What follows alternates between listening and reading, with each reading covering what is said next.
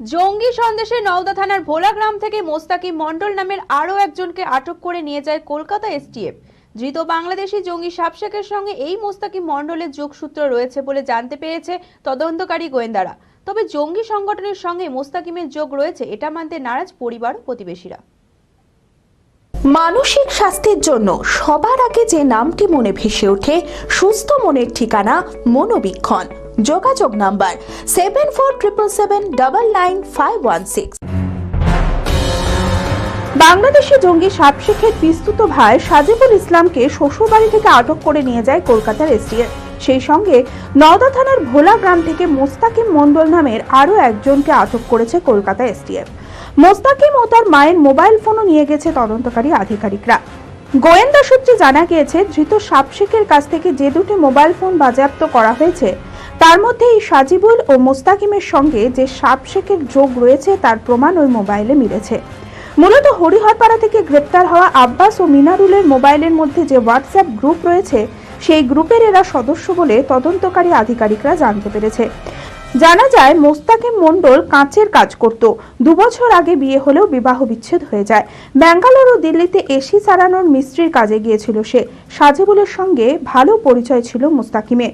ধৃত বাংলাদেশি জঙ্গি সাপ শেখের সঙ্গে এই মোস্তাকিম মণ্ডলেরও যোগসূত্র রয়েছে বলে জানতে পেরেছে তদন্তকারী গোয়েন্দারা।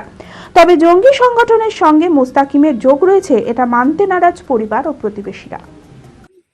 দিয়ে তখন আমি তখন বললাম কি যে আপনারা কি ব্যাপার, এত রাতে এসছেন আমাদের বাড়িতে কিসের জন্য, কেন এসছেন, কি কারণে এসছেন, তো বলবেন তো আপনারা। ওরা একটা কথা আমার কথার কোনো উত্তর করলো না। দিয়ে তখন ওরা বললো কি যে আপনার ছেলেকে কিছু করবো না, জিজ্ঞাসা করবো। আমি বললাম কি যে আপনারা তো সবাই এসছেন, তাহলে আপনারা এখানেই জিজ্ঞাসা করেন। তো বললি কি আমরা থানাতে নিয়ে যাবো, জিজ্ঞাসা করবো। তা বললো আমাদের মোবাইল টুমাইল, আমার ছেলের মোবাইল, আমার মোবাইল সবই লিখেছে।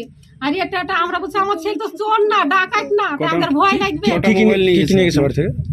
আমার ছেলের একটা মোবাইল, আমার একটা মোবাইল, দুটো মোবাইল নিয়েছে। হ্যাঁ, দুটো মোবাইল লিখেছে। আর আধার কার্ড, তো আধার কার্ড কয় তা বললো। আমরা আধার কার্ডও বের করে দিলাম। দিয়ে বলে কি থাক, আধার কার্ডটা থাক, আধার কার্ডের জেরক্সটা নিলেই হবে। আধার কার্ডের জেরক্সটা নিয়ে গেছে। আর আমরা বললাম, আমি 100 বারই বলে যাচ্ছি যে আমার ছেলে কি অপরাধ করেছে, কি দোষ করেছে, কি দোষ অপরাধ করেছে, আপনারা বলেন বলেন, এইখানে বলেন কিছু বললো না। আর ইরাইসরা যেখানে ব্যাগ ট্যাগ ক্যারি ট্যারি যা কিছু আছে সব উল্টি ফেলে দিছে। আচ্ছা ঠিক আছে, আমার বাড়ি থেকে আপনারা যদি কিছু বের করতে পারেন, একটা ডুপ্লিকেট আমার ছেলে কিছু আছে দোষারোপ, আপনি বের করেন, সব ছেড়ে দিলাম। এ দেখেন চাবিলেন, এই করেন, ওই করেন, ওই দেখেন নোতালা খুলেন। দেখেন ওরা কোনো কিচ্ছু আমার ছেলের আমার পাইনি। হ্যাঁ, সব কিছু খুঁজছিল, উল্টি পাল্টি লেপ কাটা ফেলে দিই। কাজে গেছিল, দিয়ে ছেলে আমার ওইখানে একবার পরি যেতে গেছিল, বাইরে কাজে গেছিল, বেঙ্গল আর কলকাতা। কলকাতায় গিয়ে আবার পরি গেছিল। কতদিন আগে সেটা?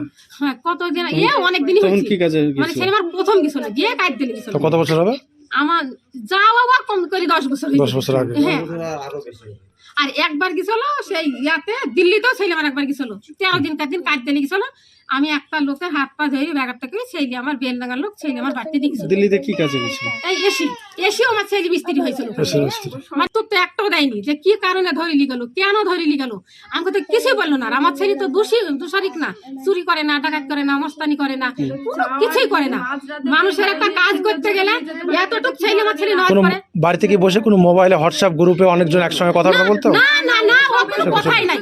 আমার ছেলে বেহায়া না, কোনো খারাপ কাজ করবো ইয়ার বেলাতে না, শুধু এই কাজ করে একা, কোনো মানে ওর সাথে কোনো যে ইয়ার একজন একসাথে হয়ে কাজ করে তাও না, একাই কাজ করে। ভালো ছিল।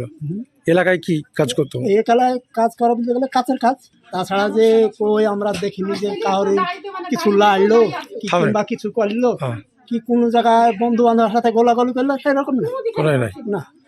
ভালো ফোনের ব্যাপারে কি ব্যাপার ওটা বলতে হবে না। ভালো হিসাবে ছিল, বাচ্চা ছেলে পিলি গেলা এই এরকম করে লাড়ে করে ভালো কি ফিরে দেওয়া চাইছি। বি কেয়ার পলিটেকনিক কলেজ 2024-25 শিক্ষাবর্ষে ভর্তি চলিতেছে। Civil, mechanical, electrical, electronics and telecommunication engineering কোর্সে। প্রথম বর্ষে ভর্তির জন্য মাধ্যমিকে ন্যূনতম 35% এবং দ্বিতীয় বর্ষে ভর্তির জন্য ভোকেশনালে ন্যূনতম 60%। বিজ্ঞান বিভাগে উচ্চ মাধ্যমিক উত্তীর্ণদের দ্বিতীয় বর্ষে সরাসরি ভর্তি চলছে। খুবই অল্প খরচে পড়ার সুবর্ণ সুযোগের সাথে রয়েছে স্কলারশিপের ব্যবস্থাও, রয়েছে বাস পরিষেবা ও হোস্টেলে থাকার ব্যবস্থা। মেধাবী ও আর্থিক দিক থেকে পিছিয়ে পড়া ছাত্রছাত্রীদের জন্য রয়েছে 20% বিশেষ ছাড়। ঠিকানা NH 34 এর কাছে, কানফালা, নবগ্রাম, মুর্শিদাবাদ, পলসন্ডার কাছে। যোগাযোগ নাম্বার 8967158821।